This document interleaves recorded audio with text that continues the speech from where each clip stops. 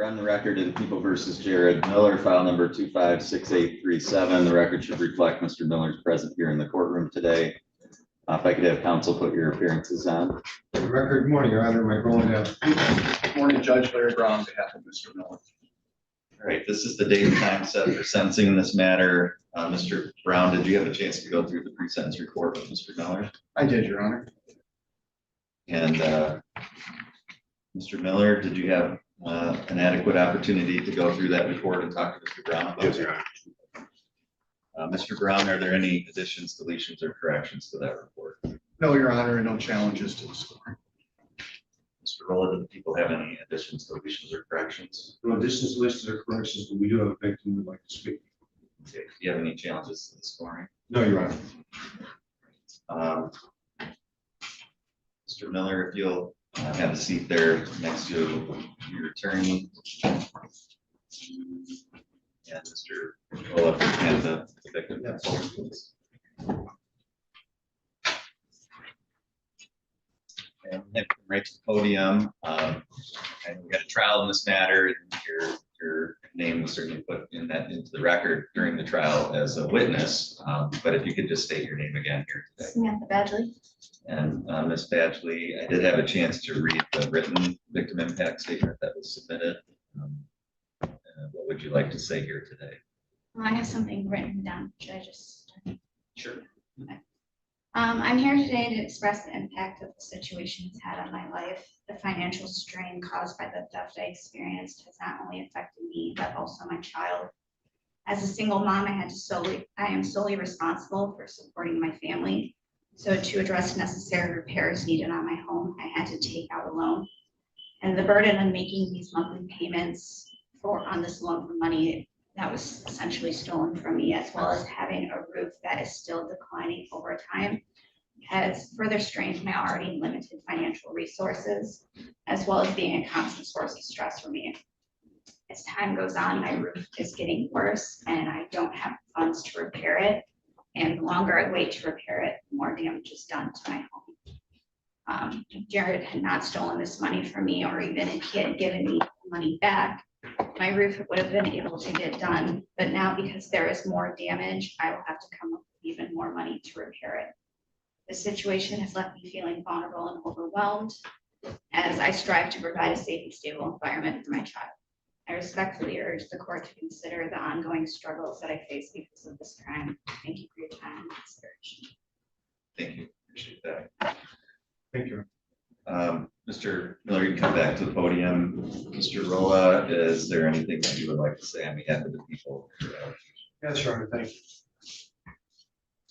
It's a first felony situation with guidelines of 0 to 5 years. There's a recommendation of 2 years probation with jail for 3 months, which would be the top of the minimum guideline range. In this particular case, as the court's well aware, the jury took 14 minutes to find the defendant guilty in this particular case.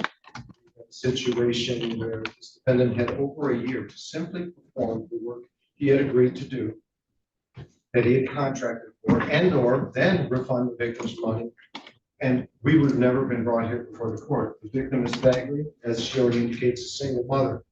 It's unfortunate that in his written statement that's attached to the PSI, this defendant tries apparently to portray himself as a victim by indicating that on August 3rd or 4th, due to, quote, lack of a crew to help me, which was likely because of cold months coming, and other jobs taking longer, he couldn't do the work. Then stated he has a 5-star rating. And quite frankly, Your Honor, people submit is evidenced by the fact in this particular case, in addition to August being a summer month, not a colder one, of course, that the defendant also in this particular case, as you recall, as the jury was told, he wanted payment not made to his company, but to himself and or in cash. No work ever being done, no supplies ever being delivered to the victim. And then when the victim, as you recall, that she testified to, tried to make arrangements to get this done, he just ghosted her after that particular fact. So quite frankly, in people's position, the defendant's actions are completely contrary to his claim that at no point did I intend to defraud anyone. But the fact that over a year and a half, a year has passed without this matter being remedied, and the facts as determined by the jury, I was wrong, it was 18 minutes, not 14 minutes. His own actions would seem to indicate otherwise, in which case, although this is the first felony and it's unusual, it would be the people's position that we think jail time should be imposed. Thank you, Your Honor. All right, thank you. Mr. Brown? Thank you, Your Honor. I did have an opportunity to speak with Mr. Miller. Firstly, I mean, I do feel bad and have sympathy for Ms. Badgley. I know what kind of a position that put her in. I spoke with Mr. Miller about that and essentially tried to have him imagine himself in that position if that had happened to him, because he does have a family. He's 28 years old, no prior criminal history at all. This is not a drug-related crime. It's not a violence-related crime.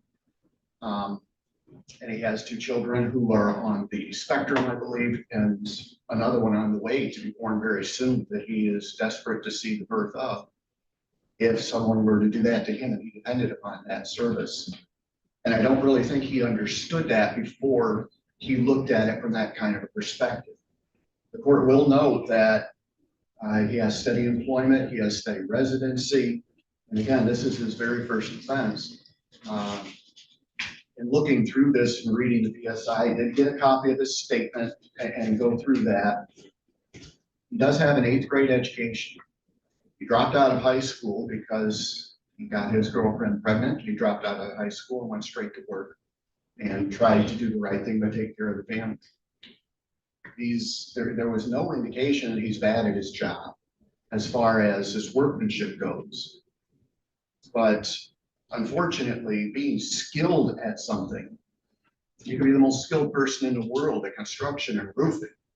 But if you're going to run your own business, there are certain things you just got to do. And he has no business experience and does not know how to run business. I understand what he said, that at no time he intended to defraud anyone. And that may be well true in his mind. But again, nobody can read somebody's mind. The only way we can determine intent is through facts, actions, things that we can present, that a jury can see. So while he still believes and maintains that he did not intend to defraud, he does understand and can see with the evidence that was presented, how a jury could look at that and say, yeah, this just does not look good. This doesn't look good. I don't think he's doing it in order to try and raise sympathy for himself or anything of that nature, Your Honor. I think it is just a lack of education, perhaps ignorance in running a business, and believing that all of these things through his life experiences, the loss of his son, for one, and these are just things that maybe he even assumed somebody would have understanding about in his mind, not really looking at it from an outside point of view of what this really looks like. I don't think he's a really bad guy here. He intends on paying every penny of this back as soon as feasibly possible. I believe he might have a large portion of it today. So I would ask the court to take all those things into consideration when fashioning a sentence here. If the court does impose jail time, Your Honor, I would ask that the court consider holding it in abeyance or perhaps under a delay so that he can get out there, get to work, and get this paid on. Thank you. Thank you. Mr. Miller, is there anything you wanted to say today? Yeah, I just wanted to apologize. I didn't intend for any of this to happen. At the time I took the job, I thought very well I could get it done in a timely manner. Wasn't able to do that. So like you said, maybe I'm a good roofer in a bad businessman, bad time management, you know. So sorry for anything that's caused it.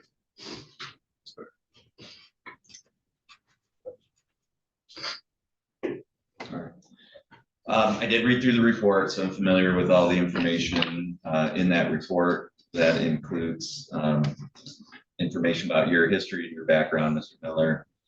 And also, I presided over the trial. I heard all the evidence that was presented in this case. So I'm well familiar with the facts of what happened. certainly take all of that into consideration along with what you've had to say here today. I read through your written statement as well. Ms. Badgley, I appreciate you coming back again today, making a statement here on the record.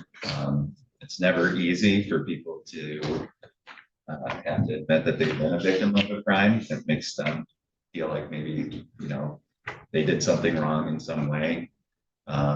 And it's certainly difficult to come up and talk about that in front of a room full of people. But I think it's really important that victims do come forward and make statements. Number one, I think hopefully it'll help you move on, the fact that you got to address this in an open court. But I also think it sets a good example for other victims to come forward and have the courage to do that. So I appreciate your statements as well. And it gives me a better insight into how this crime actually affected you in a real world kind of a way that doesn't come through necessarily on a piece of paper. So I take all of those things into consideration. I mean, Mr. Miller, you're 28 years old. You don't have any prior criminal history. I think that gives the court some reason to think that this could be an isolated incident, and that through probation, you can get back on the right track and not engage in this type of behavior anymore. So I think that certainly is a mitigating circumstance here. But the nature of the crime, the circumstances, I think is concerning. I don't think you have to have a higher education. I don't think you have to be a good businessman to know that you don't take $6,000 from somebody and not do the work and not give them the money back. I mean, I don't know what you thought the ultimate outcome was going to be. You had plenty of time to pay this back, to make this right. I mean, right up to the morning of trial. And if you had a bunch of money that you could have put towards paying Ms. Badgley back, maybe we could have avoided being where you're at right now at any point during that. So I don't know what you were thinking, if you just thought you were going to keep that money and nothing else would ever happen. You didn't really have, and still don't have, any real good reason for either not doing the work or not paying her back in the amount of time that it's gone by. I don't think any of the excuses that you gave, frankly, are any reason to not have done that up to this point. I do think I got the real sense that through the trial and through your own statement that you wanted everybody to feel bad for you in some way. And clearly the real victim here is Ms. Badgley, who is struggling, who needs this repair done, who borrowed money to get it done, and she doesn't have the work done or the money. And she is certainly no better of a position to bear that burden than you are. So I really find that there's just absolutely no excuse for your actions in this case, your failure to make this right before now. And so I think that does call for a degree of punishment as well. So for all those reasons, I think the recommendation is well crafted here. It provides for a period of probation so that you're being monitored. It provides for some punishment so that you understand that this is absolutely not acceptable either as a businessman, but just as a person in the community taking money from somebody. It's just wrongful conduct, regardless of the circumstances. So it provides a degree of punishment for that and accountability for that. And I think that's very much appropriate in this case. So because we have a real victim who suffered a real loss, who continues to suffer a loss, I think that calls for, as a reason for the imposition of jail time. The court is going to follow the recommendation, sentence you to a period of probation for 2 years. The court is going to adopt as the conditions of that probation all the terms and conditions that are listed in the report. The court is going to order that you serve 3 months in the Otsego County Jail. You do have credit for 14 days served. The court is going to order restitution in the amount of $6,750. It's payable to the Otsego County Clerk to be dispersed to Samantha Badgley. The court will order crime victims assessment of $130. A supervision fee while you're on probation of $30 per month, court costs of $325, attorney fees of $350, DNA testing fee of $60, and a $68 state cost.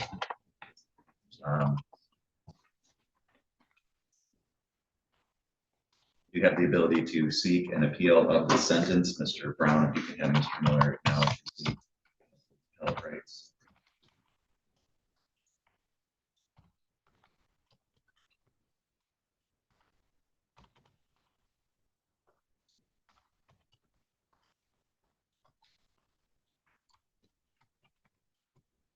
Your Honor, he has signed that acknowledgement. I'm tendering that to the court.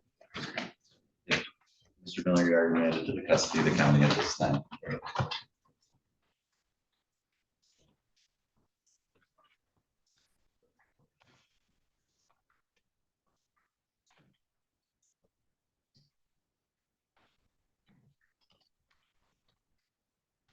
Bring it over. I've got the sheet right here. Here.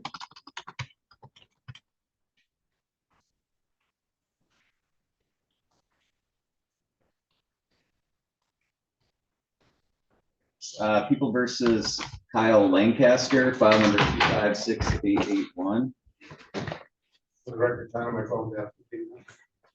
Mr. Lancaster, if you come right to the podium there, please.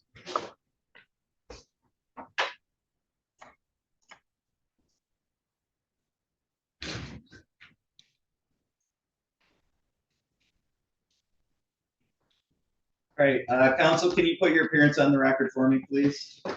Good morning, Your Honor. Tanika Dick, P86794, standing in for James Dick. All right, and are you appearing in the Lancaster matter? Yes, Your Honor. So the record should reflect Mr. Lancaster is present here in the courtroom. We have this matter set for a status conference today. Ms. Dick, have you had an opportunity to speak with Mr. Lancaster about how we're going to proceed today with this file? I think Mr. Dick has, he's said to me, so he's in, I'm sorry, he's another hearing in Otsego. He's in front of Judge Hessel, and he'll be there for a few more cases. He still has some things that he's trying to work out with his client, and he's hoping to get an adjournment for this for today. Okay. Mr. Rolla, do you have any objection to that? I spoke to Mr. Dick last Friday, as a matter of fact, and I was aware he was going to do that. People don't have any objection, as the defendant did waive the preliminary examination, so we allow the plea offer that's currently in existence to remain open. I would, for housekeeping judge, I would ask that it's simply that the defendant waive this adjournment hearing on Mr. Dick's behalf for the purposes of this hearing. All right, so Mr. Lancaster, have you had a chance to talk to your attorney, Mr. Dick, James? Very briefly, it was only for like 2 minutes. Okay, so what he's asking to do through the substitute counsel here today is have the court adjourn this hearing and reschedule this at a time when he can be here in person. And I think he also wants an opportunity to discuss the case further with you. Yeah, he was saying something about meeting up at 2 o'clock today. Yeah, so do you have any objection to that? No, Your Honor. Okay, do you have any questions about that? No, Your Honor. Okay. All right, so we're gonna set this for a hearing in about 2 weeks. And Miss Dick, will Mr. Dick be in touch with Mr. Lancaster? Yes, he will. All right, so Mr. Lancaster, just make sure that you stay in touch with your attorney, and we'll proceed further at the next hearing. Do you have any questions about it? No, Your Honor. All right, thank you, that's all. Thank you. Thank you, Your Honor. You can go ahead and disconnect, counsel, thank you.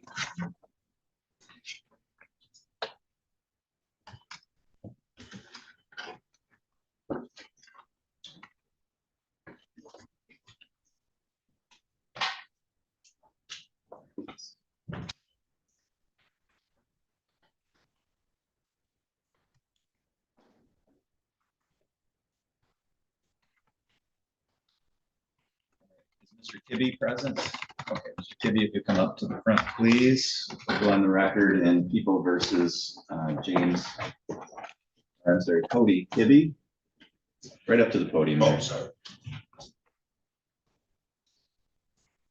Kibby's present here in the courtroom today. If I could have counsel put your appearances on. Kibby. Mr. Brown, can you tell me the status of this file? Yes, Your Honor, this is a relatively new case. This is my first appearance in circuit court.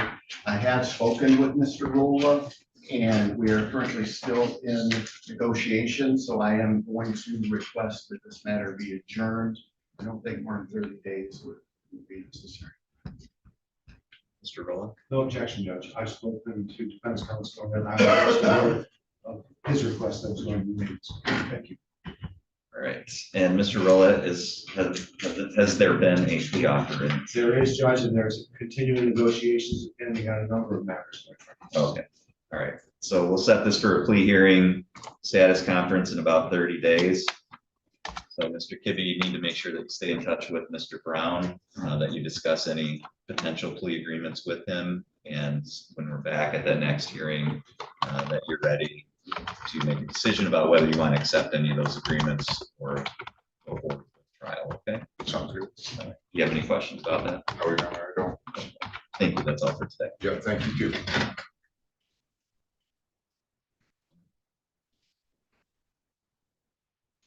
People versus Alex Dford, file number 256895 and 6896. Sir, if I can have you go right to the podium there, please. For the record, John, I call that people. Claire Brown, we have Mr. Crawford. Record should reflect Mr. Dford is present here in the courtroom today. Mr. Brown, can you tell me the status of these two files here? Your Honor, again, this is my first appearance in circuit court. There has been a plea offer made in the matter. I would like some more time to discuss that with Mr. Dford. He also has some other cases going on, 3 files currently going on in the district court. They are misdemeanor files. So I would like a little more time to, again, speak with my client as well as possibly negotiate a little bit further with Mr. Rolla. Mr. Rolla? It's a relatively new case, Judge. It's a situation where we have made a plea offer to defense, have will involve some of his other files as well, but it hasn't been completely ironed out yet because proceedings are still even newer in the district court, as I understand it, than this matter was. We have no objection to a single adjournment. All right, so the adjournment would be for the purpose of trying to arrive at some kind of global agreement that would resolve both the district court and these charges. Is that That would be the people's understanding. Yes, Judge. Mine as well. Mr. Dford, do you have any objection to the court allowing the attorneys a little more time to No, sir. to work this out and to discuss it with you? Judge, that says the both files. Right. Okay. All right. So we'll set this for a plea hearing status conference in about 30 days. As I told the previous gentleman, Mr. Dford, just make sure that you stay in touch with Mr. Brown so that when we're back at that next hearing, you're ready to make a decision about how you want to proceed. Okay. Yes, sir. Thank you. Thank you.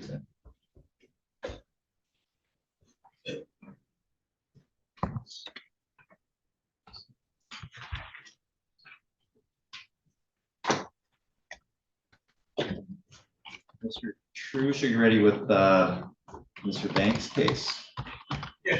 Okay. All right, file the matter of People versus Banks.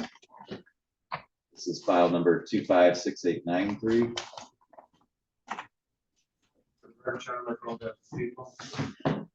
Thank you, Your Honor. Richard Trish, on behalf of Mr. Banks. Good morning.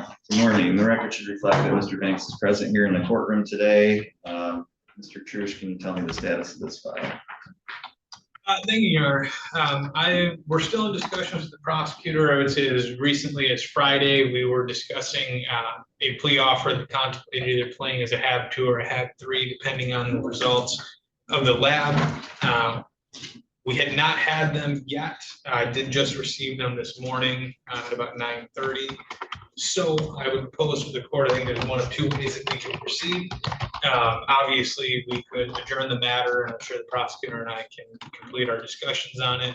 Or with the lab results coming in this morning, I don't know if the prosecutor's had a chance to review them and is in a position to make a firm offer today. All right, Mr. Rowland. Mr. Trush, you have an advantage to me in this case. I haven't seen those results yet this morning. Okay. But There is a plea offer that, this is going to be resolved, I believe, by a plea judge, either today or at the very next hearing, as soon as I get a chance to see those results. All right, if we were to set this for the full day in October in 2 weeks, would that be enough time? I think that would be sufficient time. I would agree, Judge. Okay. All right, so given that those results have just been disclosed to the parties and haven't had an opportunity to review those, we'll set this for a plea hearing on the full motion day in October.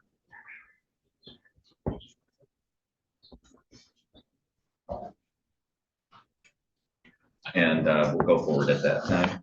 And Your Honor, I would ask at the hearing, the next hearing, if Mr. Banks could be permitted to appear via Zoom. He's been admitted into a veterans treatment program in Battle Creek.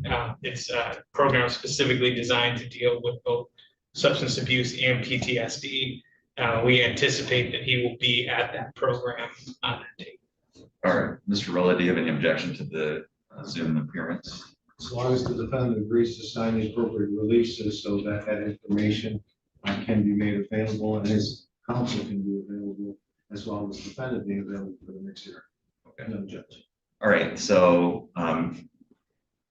Mr. Banks, just make sure you communicate with Mr. Trush so that he have the appropriate technology and ability to connect with the court for that next hearing, okay? Yes, sir, Your Honor. And then, of course, stay in touch with Mr. Trush so that we're ready to proceed at that next date. And that's all for today.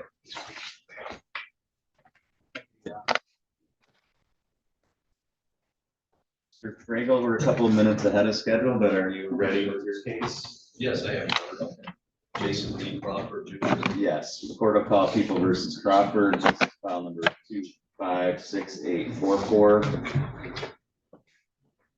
Record, John, my phone, yeah. Defendant is in custody, Your Honor.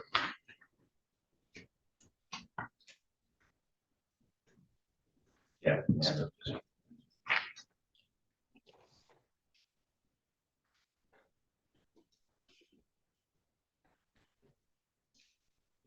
Hey, you did it properly.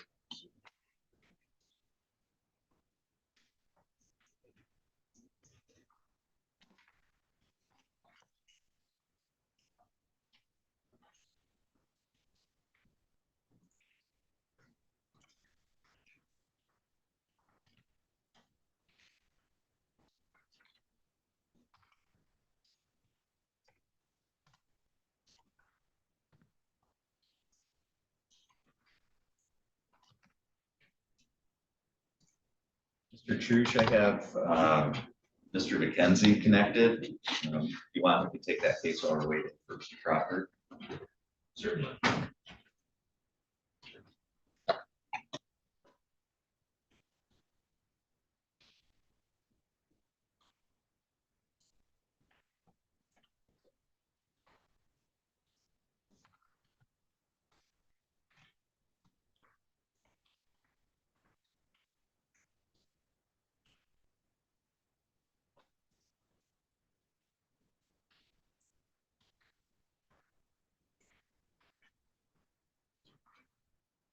All right, Mr. McKenzie, if you can unmute, please. There we go. Are you able to hear me okay? Yes, sir. All right, we'll go on the record in People versus Jamie McKenzie. This is file number 256877. The record should reflect that Mr. McKenzie is present by video by prior approval of the court. If I could have counsel put your appearances on this file. The record, John, my phone, yeah. People. Thank you, Your Honor. Richard Trush, appearing on behalf of Mr. McKenzie, who is joining us via Zoom from the Lions Center. And Mr. Trush, can you tell me the status of this file? Yes, Your Honor. I believe we do have a resolution of this matter today, whereby Mr. McKenzie would admit count 1 and count 2, that being fleeing and eluding in the first degree and resisting and obstructing police officer. Those would be as habitual third offenders. The habitual fourth offender, as well as counts 3 through 6, all the misdemeanor counts would be dismissed. And contemplated in this was also a misdemeanor resolution of a couple of matters in the district court that was effectuated on Thursday. Okay. All right, Mr. Roll, is that a correct statement of the plea offer? It is, Judge, and perhaps for some clarification, one of those pleas is on the larceny with restitution. That's why it's being resolved in the district court as part of the. Okay. All right, Mr. McKenzie, were you able to hear all of that? Yes, sir. And have you had an opportunity to talk to your attorney, Mr. Trush, about that plea agreement? Yes, sir. Is that how you wanted to proceed today? Yes, sir. Can you raise your right hand, please? You solemnly swear or affirm the testimony you're about to give will be the truth, the whole truth, and nothing but the truth, so help you God? I do. Thank you. You can lower your hand. Mr. McKenzie, are you currently on any kind of probation or parole? No, sir, I'm not. Right. And under this plea agreement, you're going to be pleading guilty to fleeing and eluding third degree as a third habitual offender. That means the maximum possible penalty that you could face for that charge would be up to 10 years. Do you understand that? Yes, sir, I do. And then one count of resisting or obstructing a police officer as a third habitual offender. That means that the maximum possible penalty you could face for that charge would be up to 4 years. Do you understand that? Yes, I do. With those maximum possible penalties in mind, what is your plea to each of those charges today? Guilty. Right now, you have certain rights. I'm going to go through your rights with you. You have the right to have a trial. You have the right to be tried by a jury. You have the right to be presumed innocent until proven guilty. You have the right to have the prosecutor prove beyond a reasonable doubt that you are guilty. You have the right to have any witnesses against you appear at trial and to question those witnesses. You have the right to have the court order any witnesses on your behalf appear at trial. You have the right to remain silent during a trial and to not have that silence used against you. And the right to testify at a trial yourself if you wanted. You understand all those rights? I do. And you understand that you're giving up and waiving all of those rights by pleading guilty. I do. Also, you don't have an automatic right to appeal the plea that you're making here today. You can only appeal by leave, and that means that you would have to ask for the Court of Appeals to hear your case. If they said no, then that would be the end of any appeal. Do you understand that? Yes, sir. Has anyone threatened you with anything to get you to plead guilty? No, sir. Has anyone promised you anything other than what we've talked about here on the record today? No, sir. Is it your own free choice to plead guilty to both of these crimes? Yes, sir. Are you pleading guilty to these crimes because you are actually guilty of each of these crimes? Yes, sir. The information I have indicates that this happened back on July 7th of 2025. Is that the correct date? Yes, sir. All right, and on that date, were you driving a motor vehicle here in Otsego County? Yes, sir, on Camp 10. Okay. And did you encounter a police officer at some point when you were driving on Camp 10 Road? Yeah, I was coming off of Estelle on the C-42 and then on the Camp 10. And as soon as I pulled on to Camp 10, the county sheriff pulled me over. Okay. Did that officer activate his lights or his siren or give you some indication that they wanted you to pull over? Yes, sir. All right. And did you fail to do that at least at first? No, I initially did pull over and gave my license and whatnot, and then I didn't have any proof of insurance at the moment in time because I just bought the truck. And then when he came back, he tried to remove me out of the vehicle, and my door was locked. And it was only after that I ended up. It's kind of more complicated, but I initially did stop, yes, and then after he tried to take me out of the truck and everything like that, that's when I left. Okay. So he gave you some commands to get out of your vehicle? Yeah, yes, sir. Okay. And rather than doing that, you drove away from that from the scene there? Yes, sir. Okay. And I know I already talked about having the lights on the police car, but did you know that was an officer, a deputy? Yes, sir, I did. Okay. Had you previously been convicted of receiving and concealing stolen property in 2024?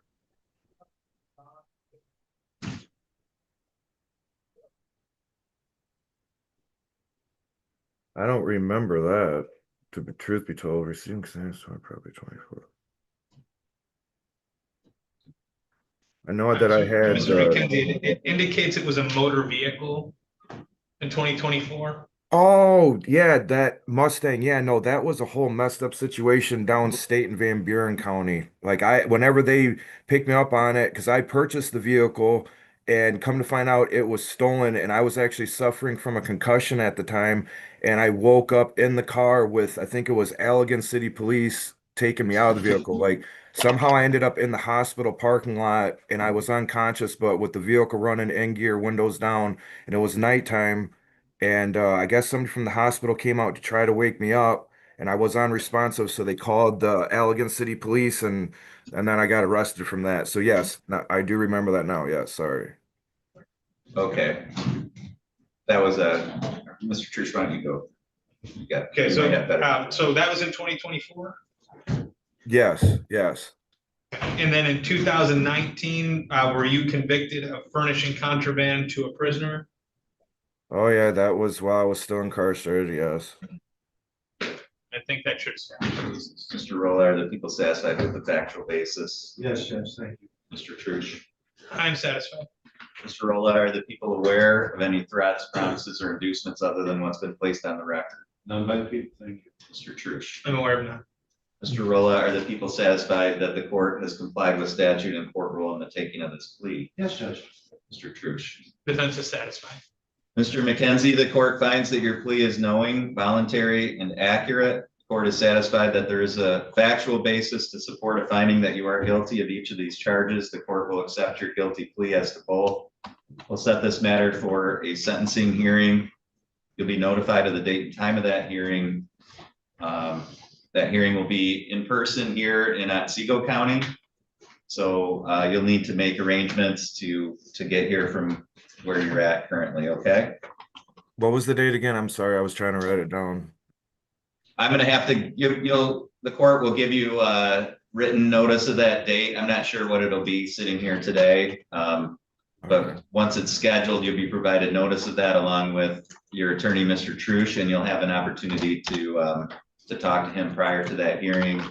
And then somebody from our probation department will also be in touch with you to do a pre-sentence report, okay? Yes, sir. Jamie, if you haven't got anything in the mail in the next 2 weeks, call my office, okay? Yes, sir. Will. Okay, thank you. That's all for today. And we're gonna go ahead and disconnect, Mr. McKenzie. All right, have a good day. Right. Sir, are you Mr. Crawford there at the jail? Yes, Your Honor. Okay, we'll go on the record again in People versus Jason Crawford. The record should reflect Mr. Crawford is now present by video from Otsego County Jail. This is the final status conference and plea cutoff. In this case, we have trial set to begin on September 29th. Mr. Fragel, have you had an opportunity to go through any current plea offers with your client? I have, Your Honor. And how does he want to proceed? We'd like to plead guilty to counts 2 and 3, CSC second degree, person under 13 years old. And count 1 would be dismissed. Mr. Rolla, is that a correct statement of the plea offer? That's correct, Judge. Mr. Crawford, have you had an adequate opportunity to talk to your attorney about this plea agreement? Yes, I have, Your Honor. And is that how you wanted to proceed today? Yes, Your Honor. Can you raise your right hand, please? You solemnly swear or affirm the testimony you're about to give will be the truth, the whole truth, and nothing but the truth, so help you God? Yes, Your Honor. Thank you. You can lower your hand. Mr. Crawford, are you currently on any kind of probation or parole? I am not, Your Honor. All right. And you understand that the maximum possible penalty that you can face for each of these charges, which is criminal sexual conduct in the second degree, each of them carry a maximum possible penalty of up to 15 years in prison. Do you understand that? Yes, Your Honor. And that by law, conviction for those offenses requires lifetime electronic monitoring once you are released from any kind of incarceration. Do you understand that? Yes, Your Honor. With all of those things in mind, what is your plea to each of those charges here today? Your Honor, I plead guilty to both of those. All right, I'm going to go through your rights with you. Right now, you have the right to have a trial. You have the right to be tried by a jury. You have the right to be presumed innocent until proven guilty. You have the right to have the prosecutor prove beyond a reasonable doubt that you are guilty. You have the right to have any witnesses against you appear at trial and to question those witnesses. You have the right to have the court order any witnesses on your behalf appear at trial. You have the right to remain silent during a trial and to not have that silence used against you, and the right to testify at a trial yourself if you wanted. You understand that you have all of those rights? Yes, Your Honor. And you understand that by pleading guilty, you're going to be giving up and waiving all of those rights, and you won't have them anymore, and that includes the right to have a trial. Yes, Your Honor. Also, you don't have an automatic right to appeal the plea that you're making here today. You can only appeal by leave. That means that you would have to ask for the Court of Appeals to hear your case. If they said no, then that would be the end of any appeal. Do you understand that? Yes, Your Honor. Has anyone threatened you with anything to get you to plead guilty? No, Your Honor. Has anyone promised you anything other than what we've talked about here on the record today? No, Your Honor. Is it your own free choice to plead guilty? Yes, Your Honor. Are you pleading guilty because you are actually guilty of each of these crimes? Yes, Your Honor. All right, Mr. Fragel, the information doesn't really contain much actual information for me to go on. Can you question your client to establish facts? Certainly, Your Honor. I believe we'd like to amend the information to the on or about date. It should be April of 2016, as opposed to January 1st of 2018. Mr. Rolla? We have no objection to that, rather, for the purpose of the plea, correct? Okay. So we'll note that for the record, and Mr. Rolla, will your office prepare an amended? I've already done, made a note of that, effect. Thank you, Judge. Sorry. Thank you. Mr. Fragel? Mr. Crawford, were you in Otsego County during the month of April 2016? Yes, I was, Your Honor.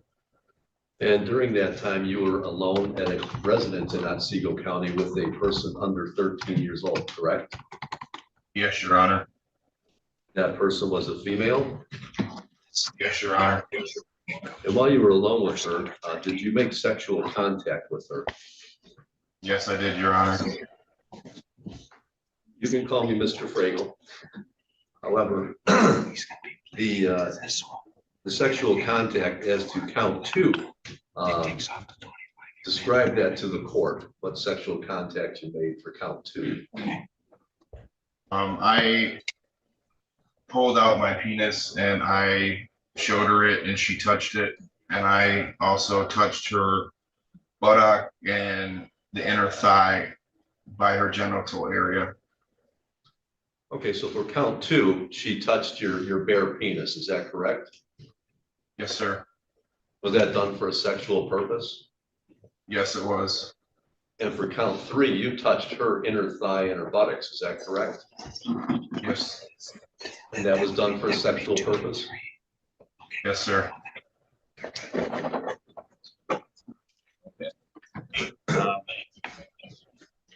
And both of those incidents, Mr. Crawford, they occurred here within Otsego County? Yes, Your Honor. Okay.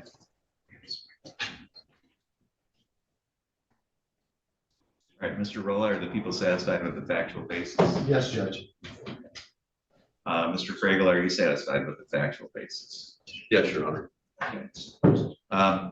Mr. Rolla, are the people aware of any threats, promises, or inducements of what's been placed on the record? None by the people, thank you. Mr. Fragel? No, Your Honor. Mr. Rolla, are the people satisfied that the court has complied with statute and court rule in the taking? Yes, Judge. Mr. Fragel? Yes, Your Honor. Thank you. Mr. Crawford, the court finds that your plea is knowing, voluntary, and accurate. The court is satisfied that there is a factual basis to support a finding that you are guilty of each of the charges in this case. Court will accept the guilty plea as to both. We'll set this matter for a sentencing hearing. You'll be notified of the date and time of that hearing. Between now and then, somebody from the probation department will be in touch with you to complete a pre-sentence report. And you'll have an opportunity to go through that with Mr. Frago prior to the sentencing hearing. Anything else? Just that the court's taking the child matter off the docket. The court, yeah, in light of the plea, the court will adjourn the jury trial currently scheduled for September 29th. Mr. Frago, anything else we need to address? No, thank you. All right, thank you, Mr. Crawford. That's all for today. The court's going to disconnect at this time. Thank you, Your Honor.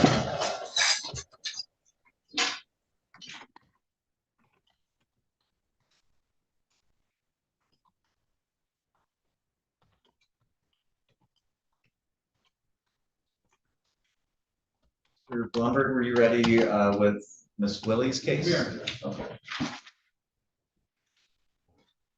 Court will call People versus Willie. This is file number 256879. Wonder if I can have your client come up to the podium there, please. The record should reflect Miss Willie's present here in the courtroom today. If I can have counsel put your hands on. Morning, Your Honor. Elliot Plumber, as a defendant, standing next to me. Thank you. This is set for a status conference today. Mr. Blumberg, can you tell me the status of this file? Sure, Judge. This is our first appearance in circuit court on this matter. While we've had some initial discussions with the prosecutor's office, we have not yet come to a resolution. I'm hoping that we can do that. There is another matter pending in Antrim County with the same allegations. So we're hoping to resolve all the cases at one time if possible. What, in terms of the time frame for the next hearing? I think if the court gave us 45 days, we should be able to come to a resolution. Mr. Rolla, do you have any objection to that? I would agree with what Mr. Bloom was indicated on the record. We have no objection to the 45-day jury. Okay, so we'll set this for a plea hearing and status conference. I will set it for the court's full motion day in November. So that'll give us about 45 days. So Ms. Willie, it's just important between now and then that you stay in touch with Mr. Blumberg so that you're ready with a decision about how you want to proceed at that time, okay? Second. Mr. Rolla, is there anything else that we need to address today? Not in this matter. Thank you. Mr. Blumberg? No, Judge, thanks very much. Thank you. Thanks, sir.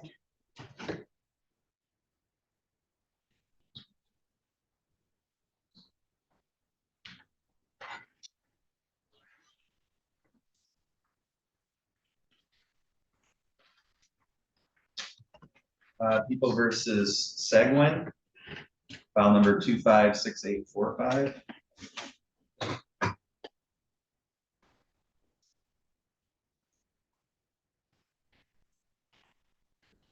Podium there, thank you. Mr. Trush. See on this file today. Thank you, Your Honor. I am happy to report, I believe we do have a resolution. This was set on sort of a short notice. I think we were here at the beginning of the month.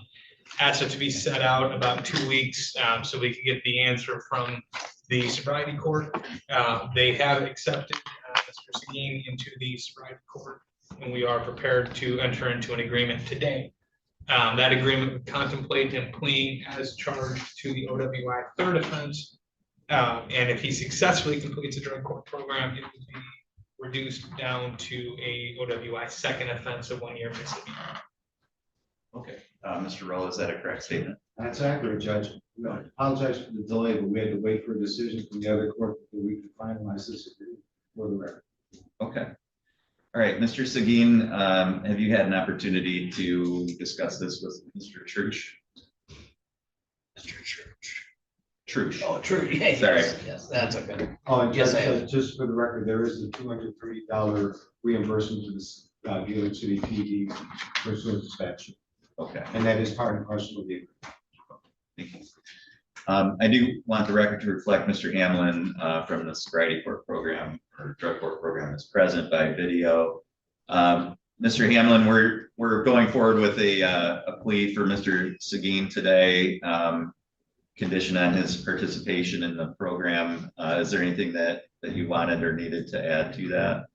No, Your Honor, I just want to be present for the hearing with respect to the court because I'm not all too familiar with this case and I'm trying to get caught up. Okay. All right. Mr. Seguin, if you can raise your right hand, please.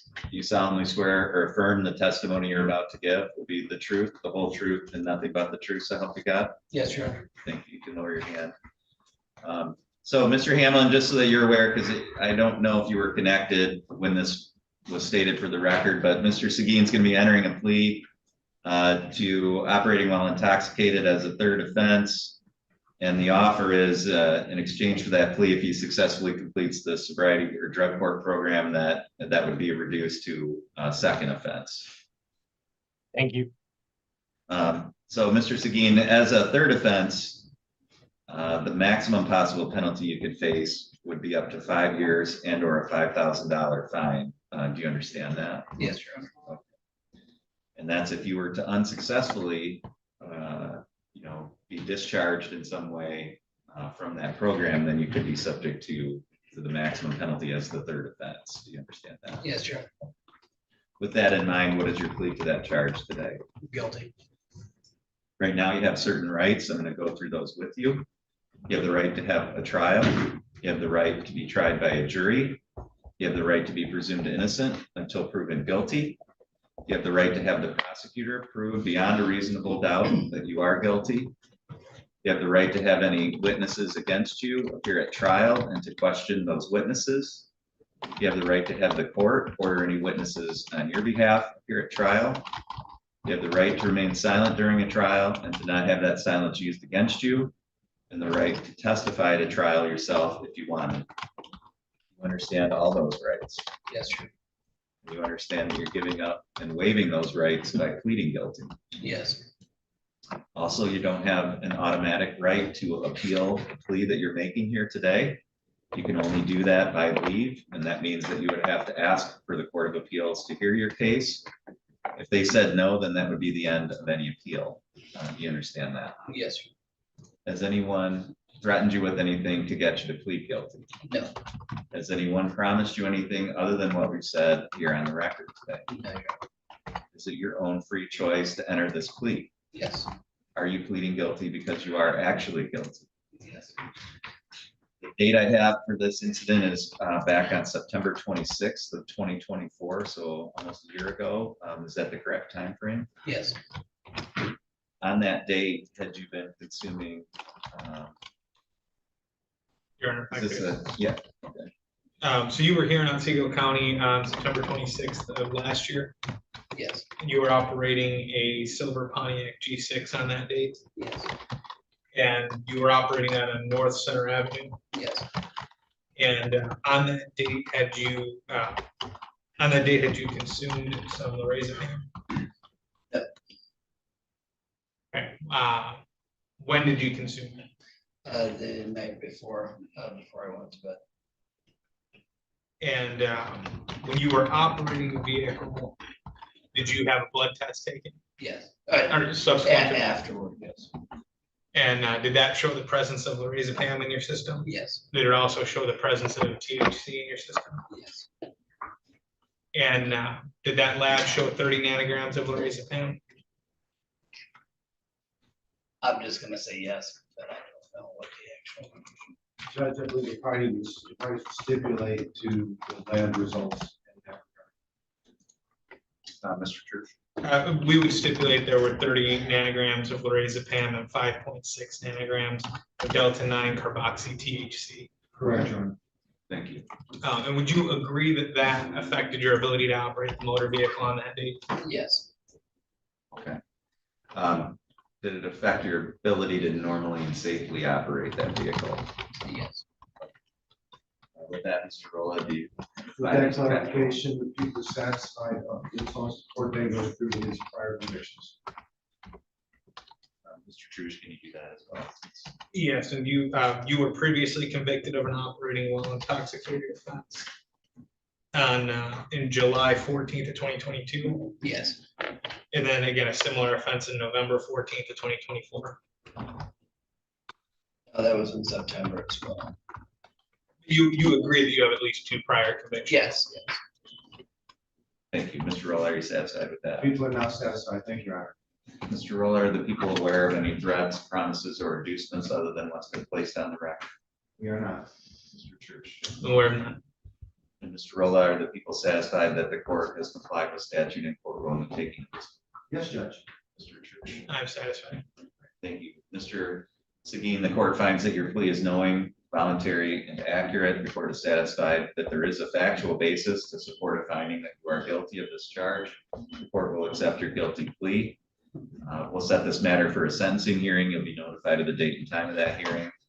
Between now and then, it's important, number one, that you stay in touch with Mr. Trush, that you maintain contact with and respond to any requests from the drug court program.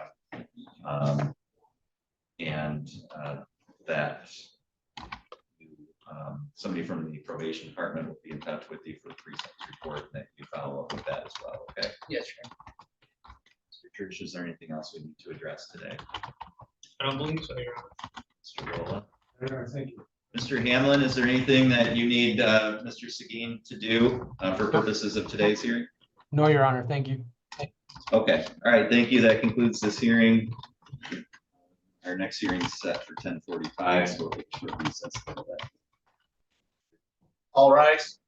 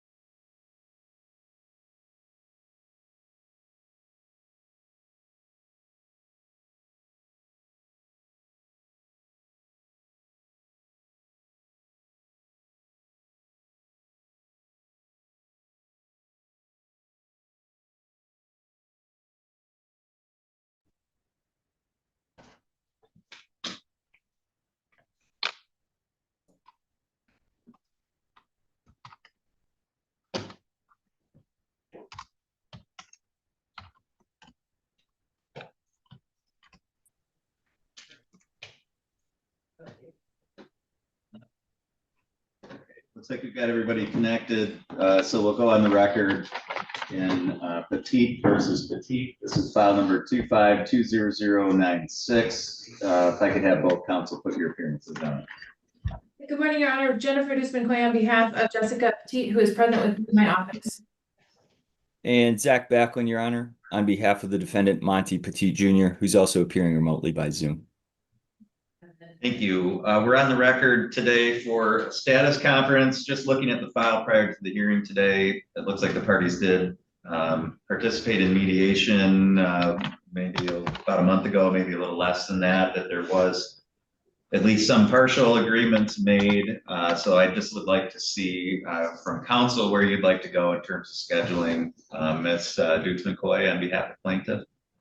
Well, Your Honor, I think I would ask for discovery to extend another 30 days. We got a discovery request from the defendant that we haven't completed yet. So, but after that, I think maybe we would ask for another status conference or even a settlement conference. These parties, I don't think are going to be able to return to mediation and do more of that. But I think we're getting to the point where counsel and I are trying to negotiate, but we're not making much progress. And I know both parties want to get moving on this. So I don't want to extend things for very much longer if we're not going to be able to make agreements. Okay, Mr. Backlund. I think that's consistent, Your Honor. A settlement conference might be a good idea if we were able to attend that possibly in person if you were to be available for consult during that process. Otherwise, I agree with getting things moving so that these parties can see the light at the end of the tunnel for when this might be resolved. All right, well, I think maybe what we should do today is get a final bench trial date, timeline for that. And then we could kind of work back from there. So if we were to try this, Ms. Dukes-McCoy, if we set this at 60 to 90 days out, I mean, is that enough time for you to be ready to proceed to a bench trial? Yes, Your Honor. Mr. Backlund? Agreed, yep. Okay. And Ms. Dukes-McCoy, how much time do you think we would need for that evidentiary hearing? Oh, I would say a day for both parties' proofs. A day each or a day total? I think a day total. Okay, Mr. Backlund? Yeah, I think that's accurate, Your Honor. There are issues. There are no minor children in this matter, but there are issues of perhaps separate versus marital property that'll take proofs from both parties, along with the value of assets and certainly the division thereof. So I think a day would be appropriate. Okay. So we'll set it for a one-day bench trial at 60 to 90 days out. I will set it for a settlement conference on a date, 14 to 30 days prior to the trial date. I will set that for a 2-hour settlement conference. I'm going to request that counsel, whenever we get that date, that 7 days prior to that date, that counsel just submit to me, something in the nature of, maybe even a trial brief or some kind of mediation brief, something that where I can look at and understand what the issues are between the parties prior to that settlement conference, so that I can, meaningfully participate in that and try to help facilitate something. And then, if we're not able to settle it and we end up going to the bench trial, then I wouldn't need you both to repeat that and, file a trial brief ahead as I normally would do anyway. So that'll give me a much better understanding, I think, of where the parties are at, so that we're all able to participate in that settlement conference in a meaningful way. So I'm going to put in the status conference order that the parties to submit a brief 7 days prior to the settlement conference. And that'll give us a framework. I'll just order that discoveries to remain open for now. That'll give us a framework for going forward, and that'll give us a final date to get this resolved if the parties aren't able to agree prior to that. Ms. Dukes-McCoy, do you have any objection to any of those dates that I've just discussed? No, Your Honor, I did have a question. Would there be a cutoff date for any motions to be filed, whether those are motions that relate to the issues between the parties, or if there's a motion, that kind of thing?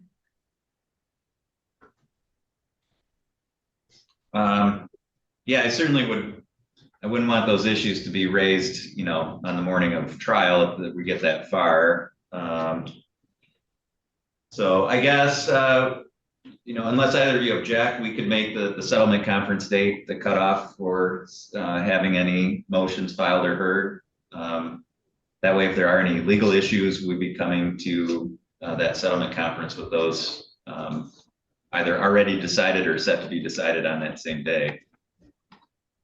Okay, Mr. Backlund, do you have any objection to that? No, I think that timeline makes sense, Your Honor. All right, so just to recap, I'm going to put into the scheduling order that we're going to set this for a one-day bench trial at about 60 to 90 days out. We'll set it for a 2-hour settlement conference, 14 to 30 days prior to the trial date. Parties to submit briefs 7 days prior to the settlement conference, and any motions to be filed and set for hearing no later than the date of the settlement conference.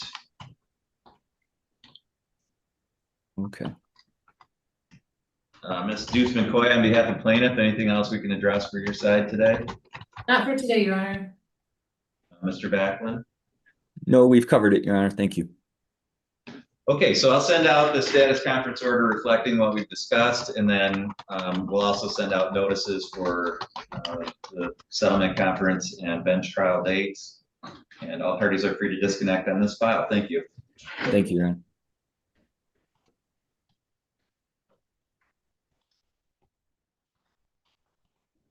And our next hearing's at 11, so we'll be ready to go on the record at that time. I'll take a short recess until.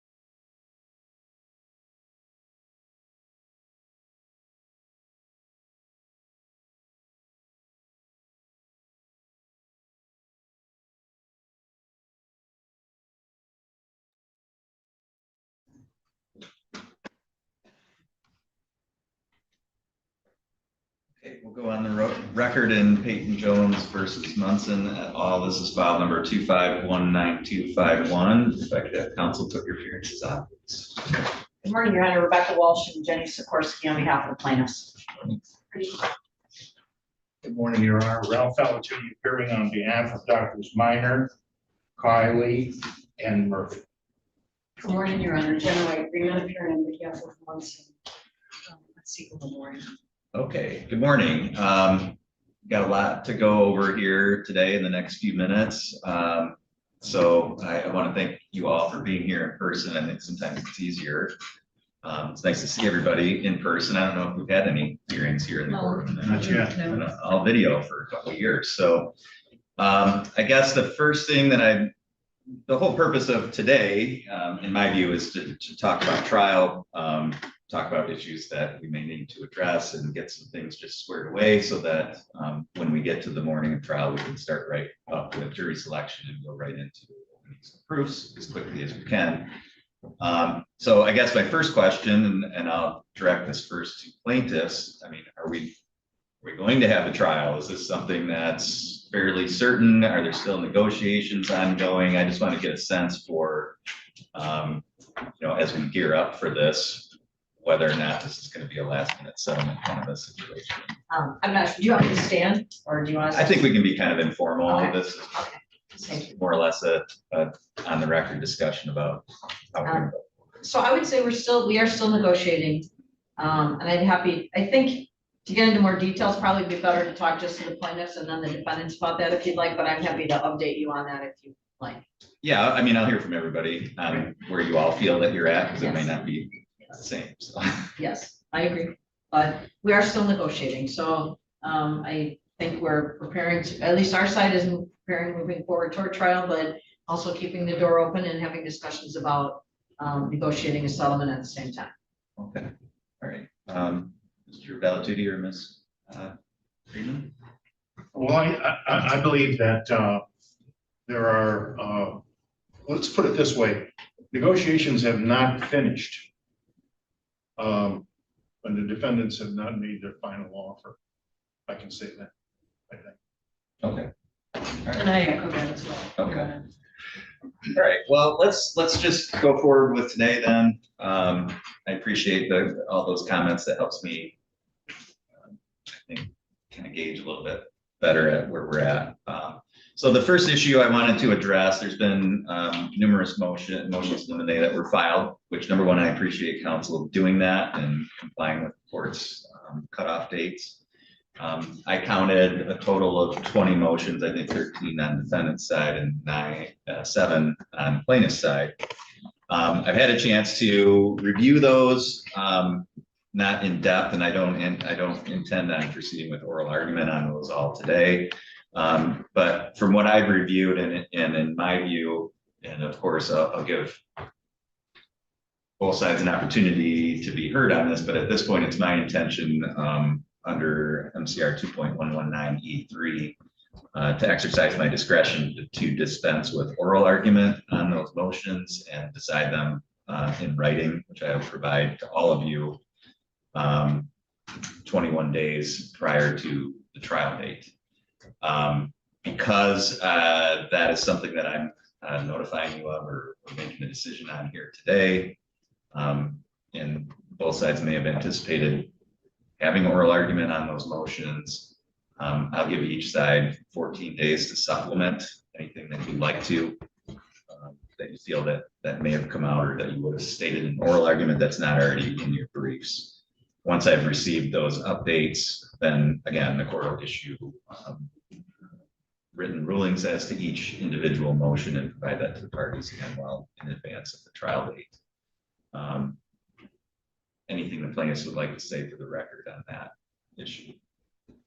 I have nothing to say, Your Honor, and quite frankly, I think most of them could easily be decided by the court without hearing. So yeah, I actually support.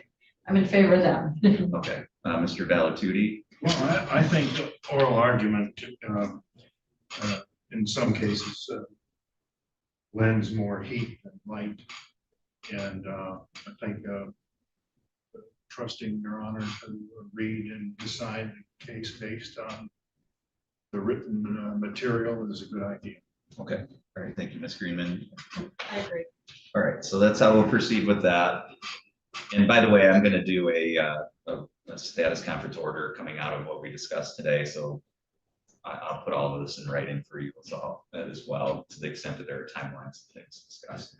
Okay, so the next thing, I'm just gonna go through my list of things that I normally address at this trial prep conference, and then I'll open it up if there's further things that the rest of you would like to address.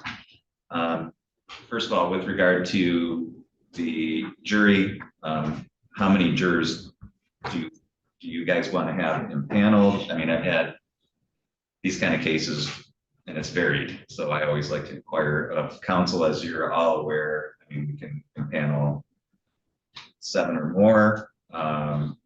We can agree to have all the jurors deliberate. We can agree to excuse alternates and narrow it down to a jury of 6. We obviously we can have or we need to decide how many jurors are going to compose a verdict. Counsel, what's plaintiff's view on that? My preference would either be to seat 7 or 8, have them all deliberate, and then a verdict would be 5 out of 7 or 6 out of 8. Okay. Mr. Valentini? I'd agree to seat 8 and a jury of 6 out of 8. Okay. Ms. Green? That's always my preference too. Okay. That sound okay? We're together. We don't have, we represent all the same people, so Yeah, I'm speaking no, to both of us. I know. I know you mentioned that as one of the options, but they. Yeah, oh yeah, oh, absolutely. So we're good with seating 8. They will all deliberate. And 6 will compose the verdict. Okay. Peremptories, each side gets 3. If we have adverse interests, I mean, defendants have the opportunity, I think, and we need to discuss that as to whether or not you would each get 3, and then the plaintiffs would get 6, or whether the defendants would be combined for 3. I mean, I don't know how much and to what extent either of you are going to be pointing the finger at the other in terms of, for purposes of deciding how many peremptories. So, Mr. Valentini, what's your view on that? Well, the defendants will be requesting separate interrogatories to the jury because of the coverages. And though the hospital defendant is vicariously liable for some of the defendants, not all. The plaintiff's allegations in the case, as they have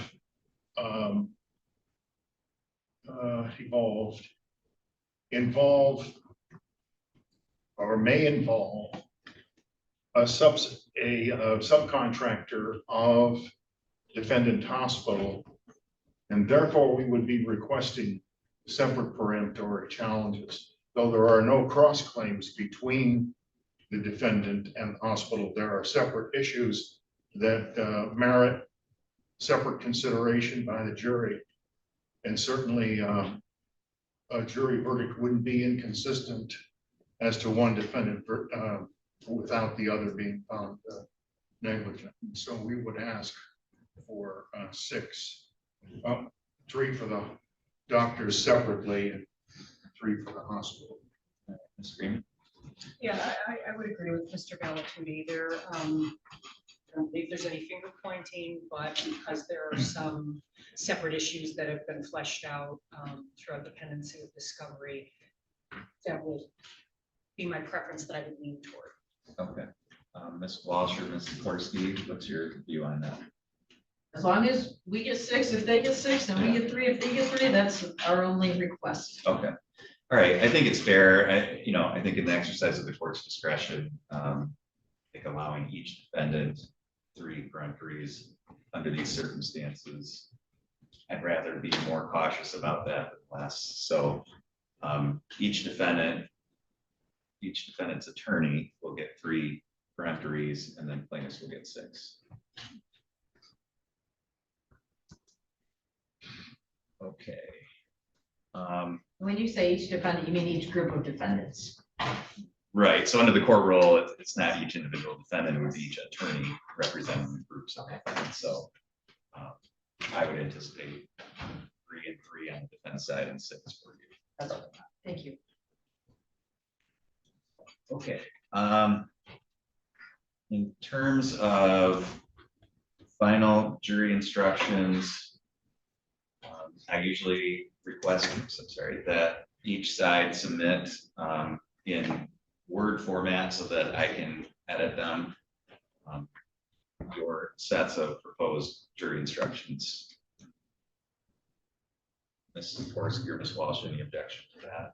No, but would you like us to work with them and try to get one combined set and then just submit separate ones if we have disagreements about them? To make Yeah, I them- mean, that would be great. Usually I just get both sets and then I compare them and see which ones are different, and then we'll address those on the record. But if I am going to, as we get through my list here, I am going to require that you meet to discuss any potential joint exhibits or any potential stipulated exhibits. So let's just add jury instructions in verdict form to that list. And then what I'll say is, if you can, I'll just ask that each side submit any jury instructions that are agreed to. And then the ones that aren't agreed to, if you can each submit your own versions of the ones that are not agreed to. So. And same with the verdict form as well.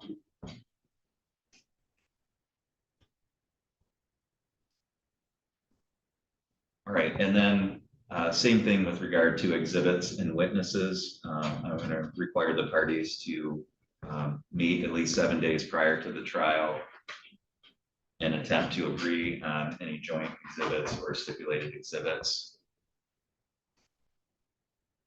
To the extent that the exhibits are stipulated, they can just be, admitted at the time of trial. To the extent that we're going to have any joint exhibits, I would like them marked separately as joint, as opposed to just stipulated exhibits, which are either plaintiffs or defendants with no objection. And then same thing with the witness list. What I'd like to get and have the parties exchange 7 days prior to the trial is final witness lists. In other words, the witnesses that you actually intend to call, not the the broad list that we also exchange.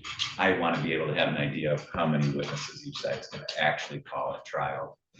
And again, I'll ask you to exchange those and submit them to the court 7 days prior to the trial. So Ms. Walsh or Ms. Sikorsky, as to any of those issues involving instructions, exhibits, and witnesses, anything else that you want to add to that, or any concerns that you have about what we discussed? Nothing, I don't know. Mr. Valentini?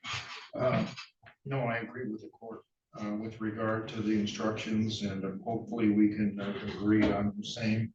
And I would ask the court to exercise discretion under 2.512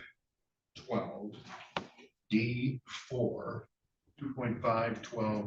D4, to select instructions that the jury may have after they're sworn, but before the proof speak, before the evidence begins, so that they have a way to organize the evidence as it comes in relation to its relevance, and they're not lost at sea as to what is relevant and what is not relevant.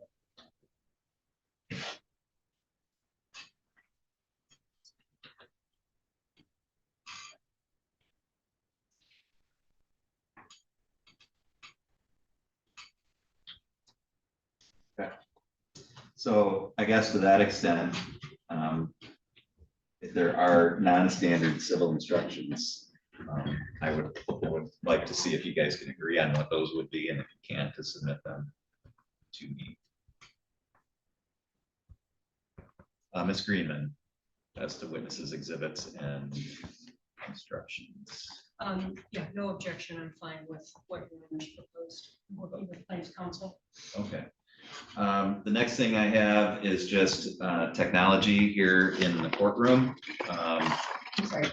Can I Sure. ask you a question? Absolutely. Can I just address the request of Mr. Velatuti? Mhm. Because I would ask that you not do that, because some instructions are going to be, we may use them and we may not use them, and to give them an incomplete set of instructions at the outset would could be misleading to them. It could lead them down the wrong path, so I'd rather them get all the instructions at once. And there will be instructions that will be dependent upon what testimony comes in, whether they're given or not. So I would ask that you refrain from exercising any discretion to give them the jury instructions at the outset, because then, I mean, I wouldn't want to have to say, okay, you heard this one, but now you have to unhear it, or you didn't get these three, but now you're gonna get them at the end after all the evidence has come in, and that could, you know, their whole view of how the case is, instead of deciding it all at the end, they might decide it earlier on, and then an instruction that we need at the end might not weigh as heavily with them.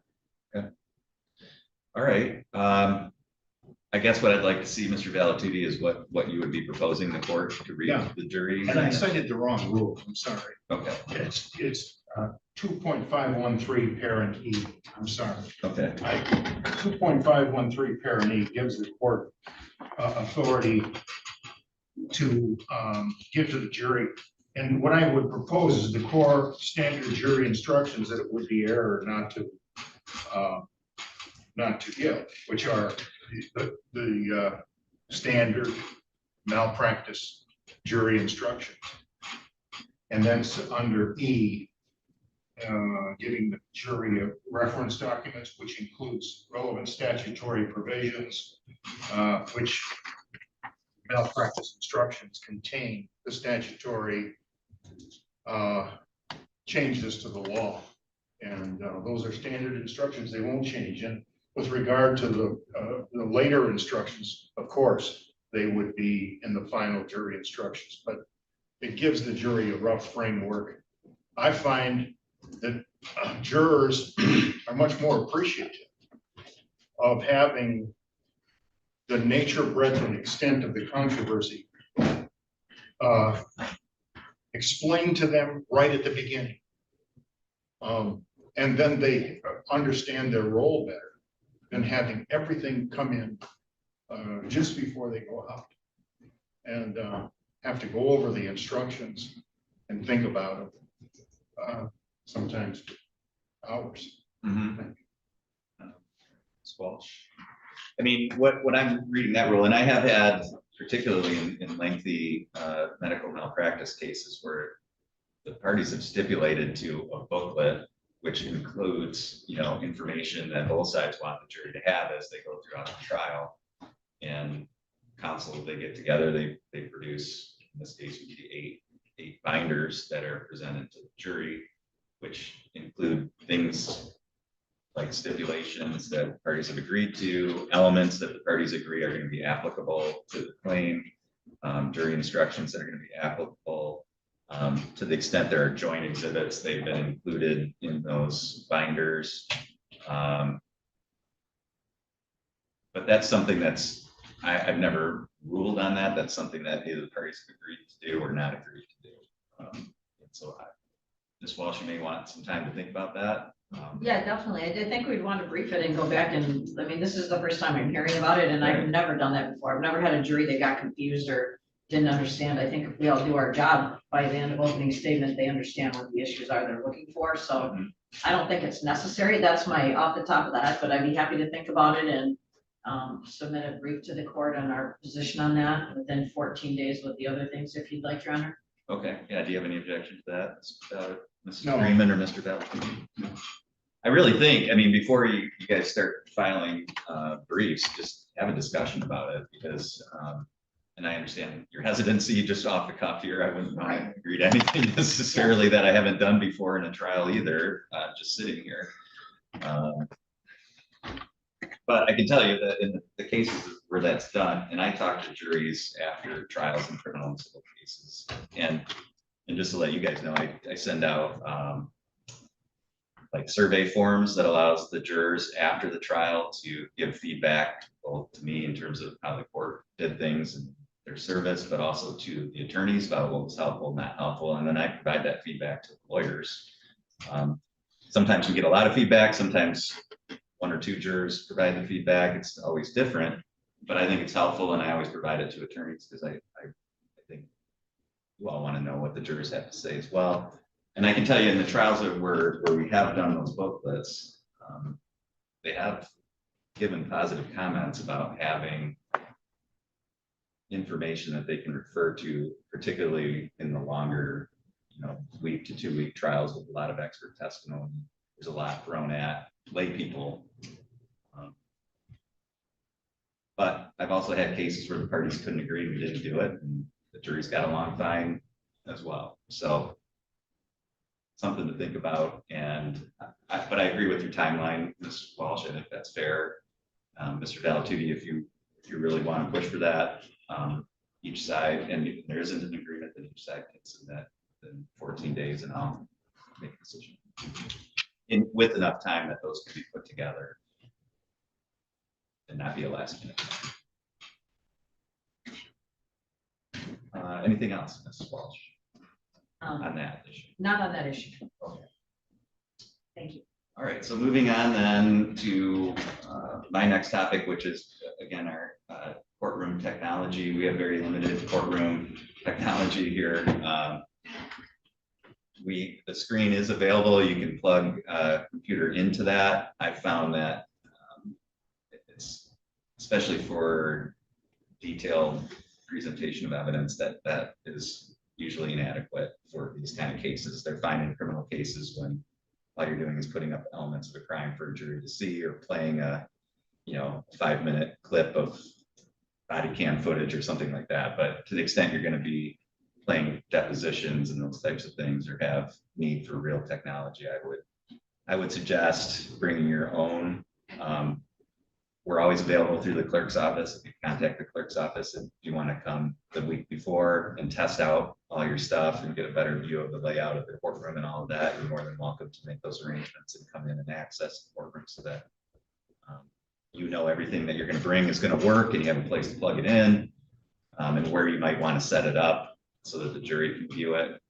I can tell you in the fall and winter, we get a lot of sun coming through here, so the jurors are looking at windows when we put the shades on, but that can be a challenge sometimes. And there's just not a lot of room in the well here. So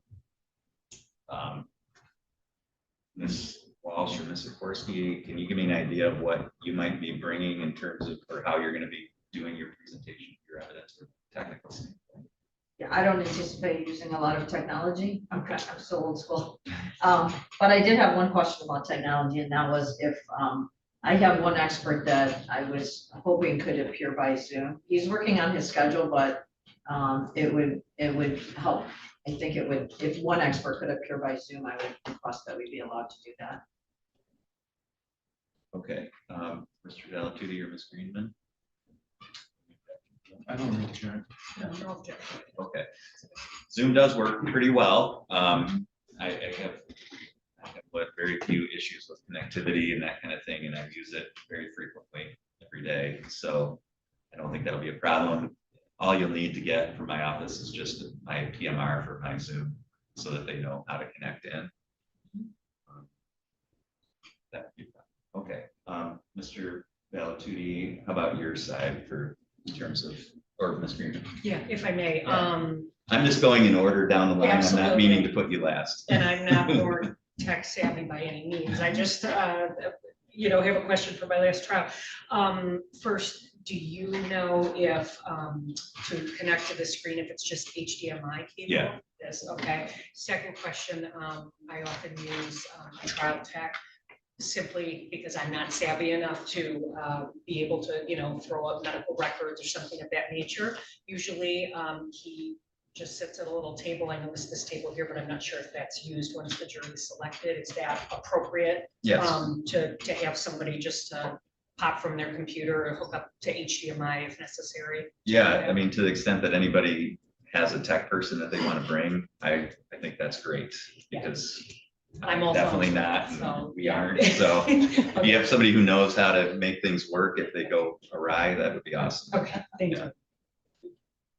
Okay, Mr. Valatutti, how about, and just from defense side, are you both gonna have deposition testimony that's gonna be played for the jury, or are we gonna have all live with the exception of the Zoom? Right now, we anticipate live witnesses. Okay, It seemed like the last time I was here, there was a rollout from the back there that the jurors could see closer. You don't have that?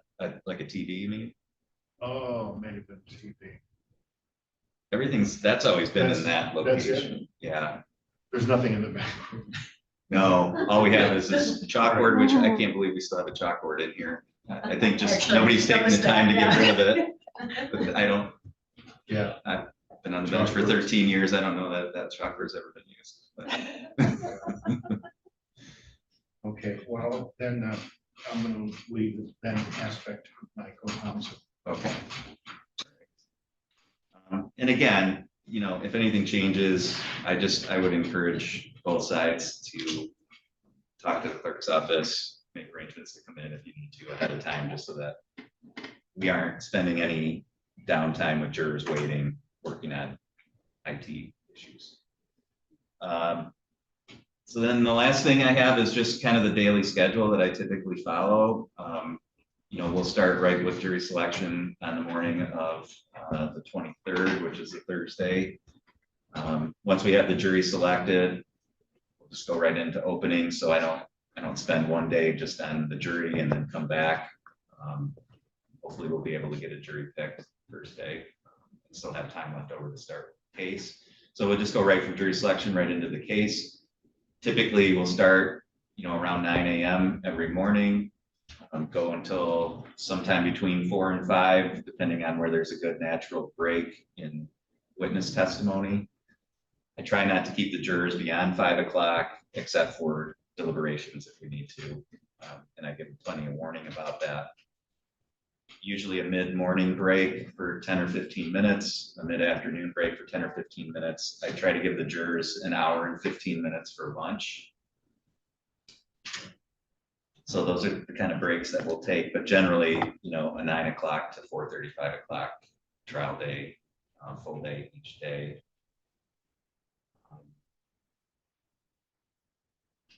Think there's anything else in terms of schedule, Ms. Walsh? Yes. I do have one question. I would ask that if we could agree that, well, what I would like to do is not have to call my first witness until the morning of the 24th. So do jury selection opening. I understand that we might not get through that, but if not, that means my expert I have to pay him to come a whole day earlier to sit here all day Thursday, just in case there's a little time. And it would be much more, we will be very efficient on our side, and we will, I mean, and I would prefer to start Friday morning if we could. Do you have any foundational witnesses that you could call on Thursday afternoon? Well, I sure hope not. I hope that they will agree with us to stipulate to all the records custodians, which I have not asked yet, so that's my bad. But if they do, I would not anticipate that. All right, well, my preference is, of course, I hate, especially in a 7-day trial, to let jurors go at 3 o'clock on the first day. You know, I would prefer that you had, and I totally understand about the expert, I would prefer that if you had a witness or witnesses that could be called on Thursday, that you do that rather than sending jurors home without, with time in the day still left. If you can't do it, you can't do it. You know, issues come up during trial, I understand. I expect both sides to do their best to schedule their witnesses so that I don't have jurors not using their time. So that's my preference. I'm not going to force you to call somebody you don't want to call and prejudice your case. Okay. I'm not going to do that. As the trial prep goes, there might be an hour or two of something that we could fit in there. I mean, we will keep that in mind. I just wanted your permission to not have to have the first expert here until Friday morning. Yeah. Yeah, I mean, that's fine. Okay, but my preference is if your first expert isn't going to be here till Friday morning, that you have some witness that we could call Thursday if we have time. Okay. So that now. I do have one other question. It doesn't necessarily float it out, but sort of, I guess, because it seems like we're winding down for the week. Council did give us a jury questionnaire that they wanted to have sent to the jurors in advance of the trial, and we would get them before the trial starts. And I did glance at it, and it's obviously not in final form because it talks about the wrong hospital, and there are at least a few questions that I would have objections to. So I would ask that that not be done because we're 5 weeks out from trial right now. And that means we would have to finalize it, get it to the court. The court would have to send it out to all these jurors and make sure that we get them all back, because if we only get half of them back, it seems like that gives us I would rather have the same information about all the jurors and not have more information about some than others. I think this is probably a task we would have needed to embark on at least 60 to 90 days before trial. Mr. Valentini or Mr. Green? Written questions to the jury really facilitates voir dire and makes it much quicker and much more efficient. When jurors take home and write out their answers to questions, they're doing so without the peer pressure of anyone else. Many times during oral exam with jurors, when a juror hears another juror speak an answer that they like, they take that answer. But what we really want in these cases is for individuals to give us a truthful answer to the nature, breadth, and extent of their biases or leanings, which is what the law requires. And if they make answer to these written questions, they give the plaintiffs as well as the defendants much more information than we can get during oral exam. It can take a long time to flesh out. I have brought the facsimile questions and I have passed them. We've used them now in a number of cases, and I can say I've never had a court reject the written questions. I don't know the logistics. They could answer them in the morning that they assemble. And but if we get them in advance, that's all the better. And if you saw the questions, you'd see that they're the kind of questions that are asked during oral exam, and each juror answers them when they're quiet, hopefully, and alone, and under their own signature. They control the pen, and they're not guided by or influenced by others. That's the whole purpose of it. And it does shorten voir dire time. The last time I used it, they were able to pick a jury in the morning session. I didn't finish that case. They let me out in the morning. But that was my past experience, which I think that the plaintiffs would benefit from it, actually. All right. Well, that's something that I've never had a request for. Never had that procedure followed. So that would be something new for me, which in and of itself is not a reason not to do it, certainly. I think from my standpoint, I tend to agree with Ms. Walsh. My concern is more of a procedural and time standpoint, of trying to get that approved, agreed to, or ruled upon, and then getting it out to jurors. I don't see having them do it here in the morning of trial is really a workable solution. So I'm going to deny that request. We'll proceed with voir dire as we normally would orally here with jurors present in the courtroom. The only other thing I would say with regard to voir dire, and I say this in all my cases, criminal or otherwise, is I take a very strict view of voir dire in terms of the purposes under the court rule. The purpose of voir dire is to discover whether there are challenges for cause under 2.512 or whether there is a basis for the exercise of the peremptory challenge. I typically will stop attorneys if I view their voir dire as trying their case in voir dire. There's nothing but hypotheticals. What would you do in this situation? What would you do in that situation? To me, that's more of arguing your case in voir dire than it is really looking for information. Do I have a basis to challenge for cause? do I have a peremptory challenge here? So I'm only saying that just so that council's aware of how I view it, and I have and will stop council in blood here. I view it as going beyond the scope. So just throwing that out there as a note since we were discussing blood here. Anything else in terms of just the daily schedule? Mr. Yes, you are. Are you reserving Mondays? Or are you? No, we're gonna go right through until we're done. Oh, okay. I don't have anything else on my docket during the 7 days that this trial is scheduled. Which is the reason for my first question, which is, are we going to trial? It's a lot of time for me to block off, so. Yeah, there won't be any interruption. So again, yeah, in terms of scheduling witnesses, the best that everybody can try to have witnesses ready and available. Your Honor? Yes. One more question. Mhm. You mentioned that you have it slotted for 7 days, so if my math is correct, my calendar, my brain is correct, that would be done, ideally concluding on Friday, the 31st, correct? Right. Halloween. Yes. Okay. And not ideally, I mean, we're gonna need to be done by that point. Okay, that was my next question. And then on that note, given the time frame, but given the type of case,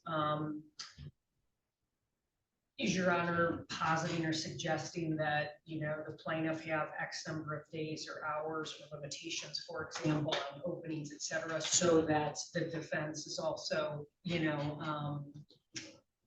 allotted the same amount of time with the notion of the end game is Friday, getting done? I've never really had this situation myself in all of my venues, and so I'm not really sure how we deal with that, other than trying to duke it out ourselves. I wasn't sure if the court has parameters in that regard. Yeah, I mean, I guess when we set it for 7 days, I took that from counsel as that's how much time we would need for both sides. I don't know. That's a good question. Okay. Honestly, I've never had it come up in a lengthy trial where one side used up 6 days and then one side was left with 1. Usually, especially through discovery and once we exchange witness lists and everybody kind of knows how much the other side's going to take. I don't think it has to be equal because the proofs aren't always equal. So, I'm not going to stop them at day after jury selection at day 3 and say, okay, your half is over. As the trial goes on, I certainly have had issues in terms of scheduling, and one side has a witness that they had scheduled and their flight gets canceled and got to move it to, and I've generally found that counsel is able to work together on those types of things to get all the proofs in front of the jury. So I don't know if I can answer your question. I think that would have to be something that we would determine during the course of the trial. If the plaintiff's case was taking way longer than they anticipated or that you anticipated, and that you're not going to have enough time, then that would have to be a game time ruling.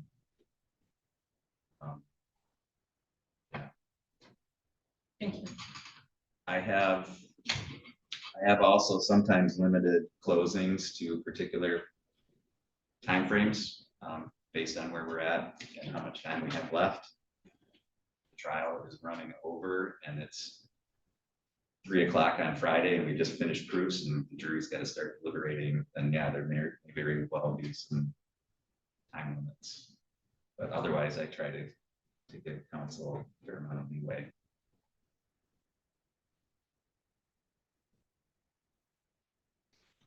Any other questions about just the daily schedule?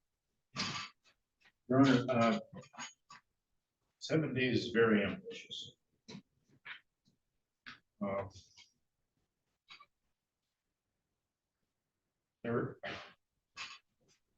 There is a provision rule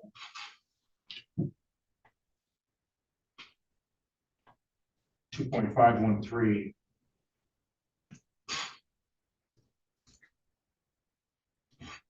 G with regard to the scheduling of expert testimony.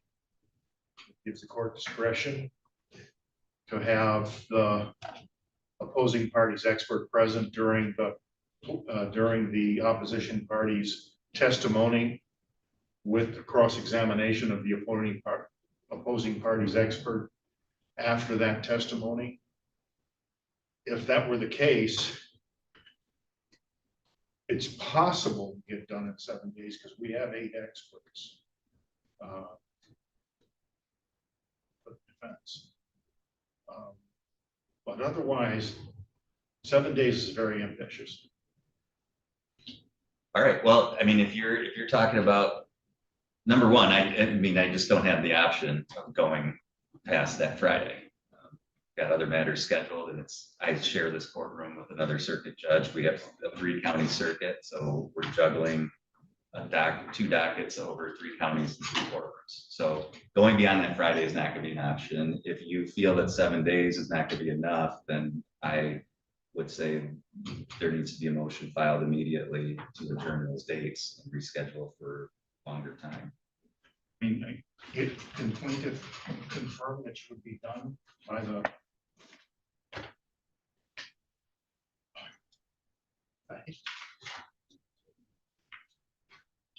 by the 28th?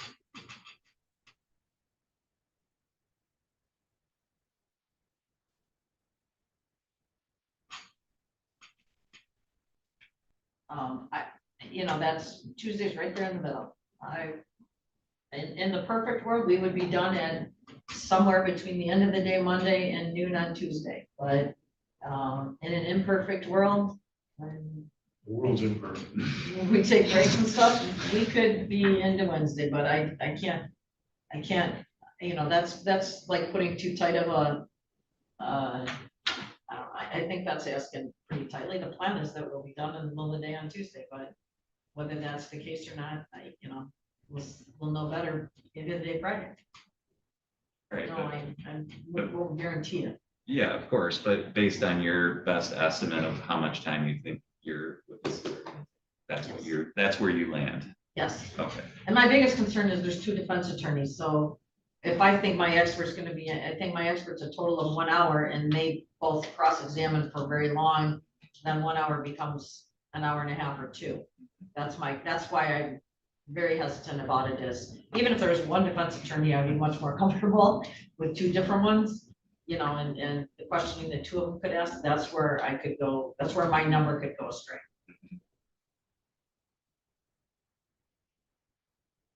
Which, by the way, will be very costly for us because that means my experts have to start holding it and coming into the next day, so. I did want to respond about this, calling his experts right after mine. That has nothing to do with how long it takes the trial. That just has to do with the order of proofs. And the plaintiffs are allowed to put their proofs in first. I don't want his experts coming in the middle of my case. So I would prefer that you not do that and exercise your discretion not to do that. It's not going to make it any shorter. I've only had a judge do something similar to that once, and the first witness was on for 3 days because of that.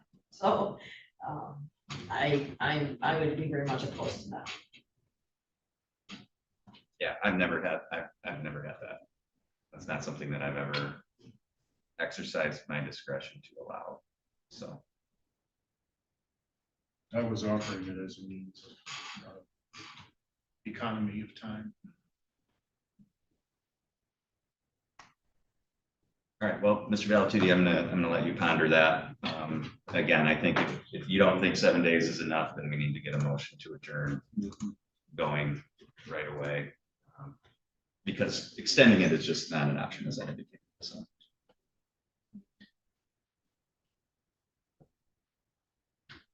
that's it for my list. Ms. Walsh or Ms. Sikorsky, is there anything that we discussed that we haven't already talked about? Mr. Valtucci. Trial briefs, are we gonna have trial briefs? No. Is I there? typically don't in jury trials. Is there going to be a joint witness list? Again, that's something that when you confer to talk about exhibits, if you can come up with a joint list, that would be great. My big thing is I just would like everybody to know the list of who they actually anticipate. with regard to the medical records, will we have one court copy? Again, I would leave that to you. I've had counsel who want to provide copies for each juror, as long as it's an exhibit that's admitted into evidence. I think I leave it to counsel to decide how they want to publish that to the jury.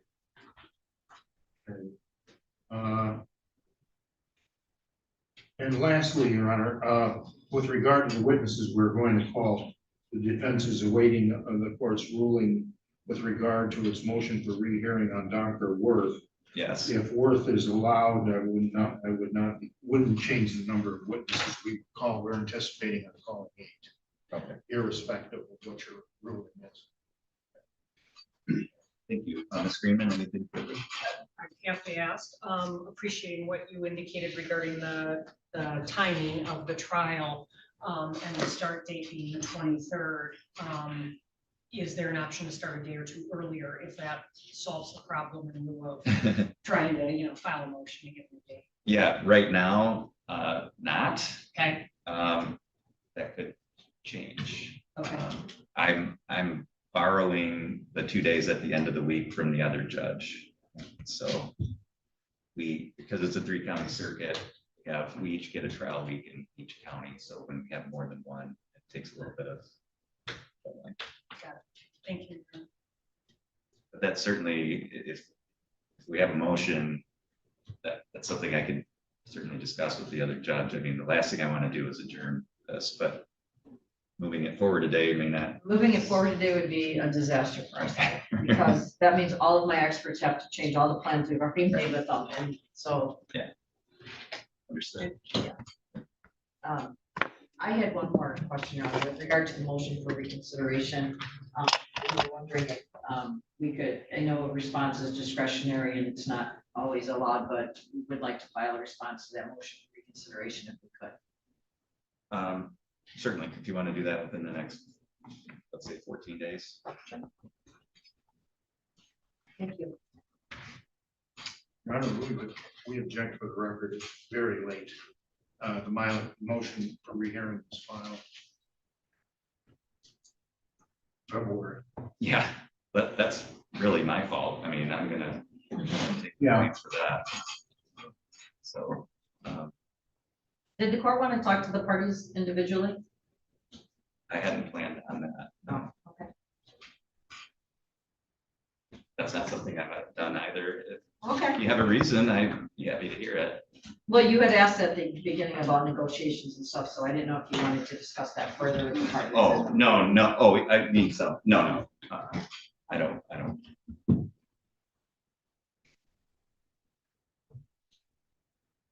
Okay, so I will put all these things that we've discussed today into a status conference order. Let's see where things go. Your Honor, may we Thank use you the very much, courtroom John. briefly to discuss with plaintiff counsel, witnesses and the timing of the same? Definitely. I'm going to be going off the record, and I don't think anybody's using the courtroom for the rest of the day. Do we have an afternoon? I don't. Judge Hunt? So yeah, you're free to use it for as much as you'd like. Jordan, you don't have to stay here. Okay, trust counsel. So Yes, sir.